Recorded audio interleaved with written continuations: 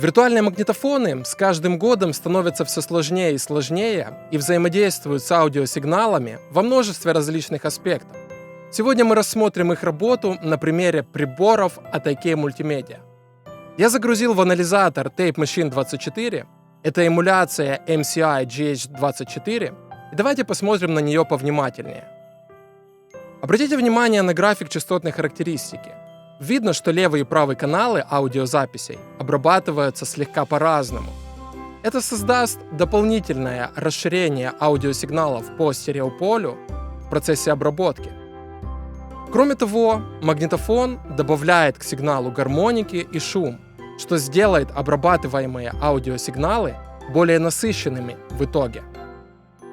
На графике динамической характеристики мы также видим легкую гребенку, что указывает на то, что виртуальный магнитофон взаимодействует и с динамическими характеристиками аудиозаписи.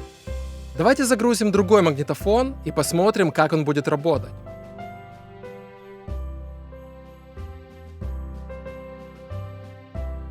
Теперь перед нами эмуляция Studer A80 Mark II.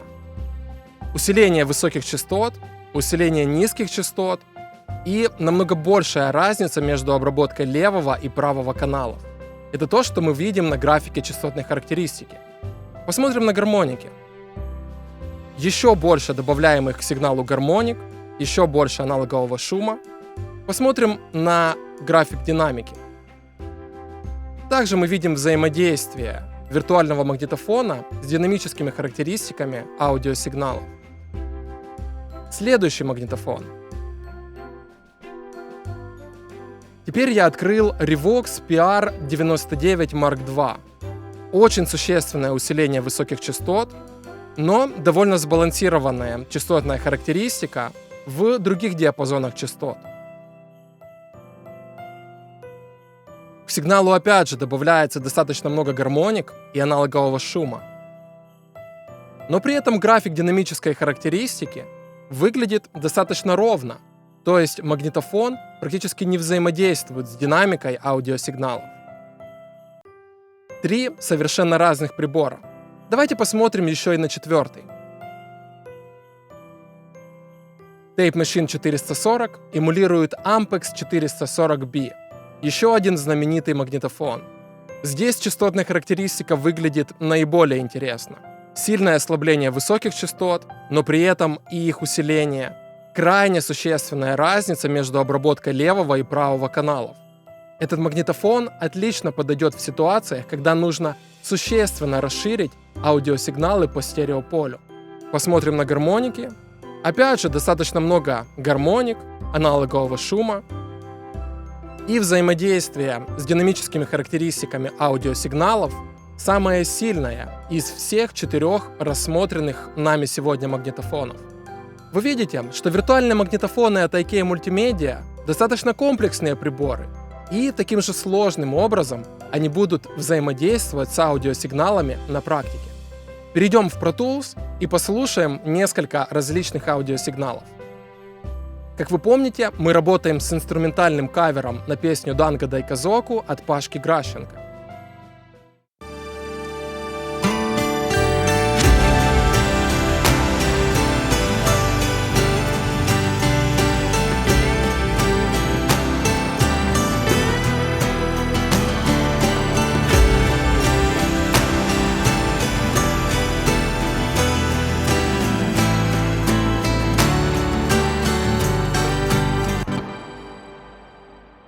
В этом проекте я использовал магнитофоны от IK Multimedia на 3 аудиоканалах. Первый канал — это канал флейты. Давайте послушаем ее.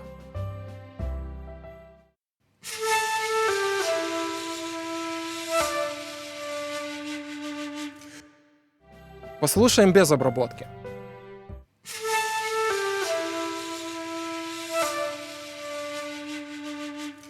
Еще раз с обработкой.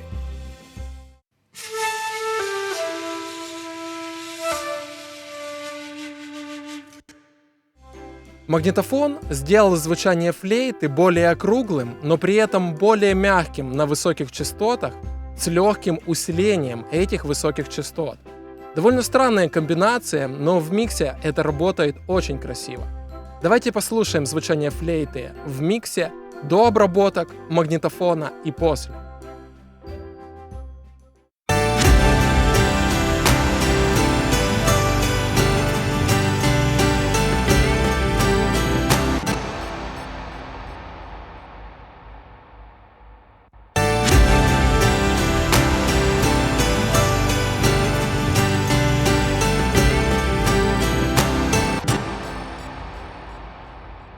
В миксе флейта звучит мягче, но при этом более округло и выразительно. Посмотрим на следующий инструмент. Также я добавил магнитофон на дорожку Reverse Notes. Давайте ее послушаем.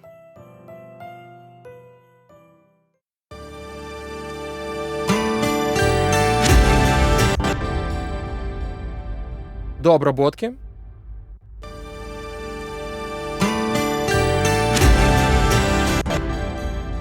Послушаем в соло.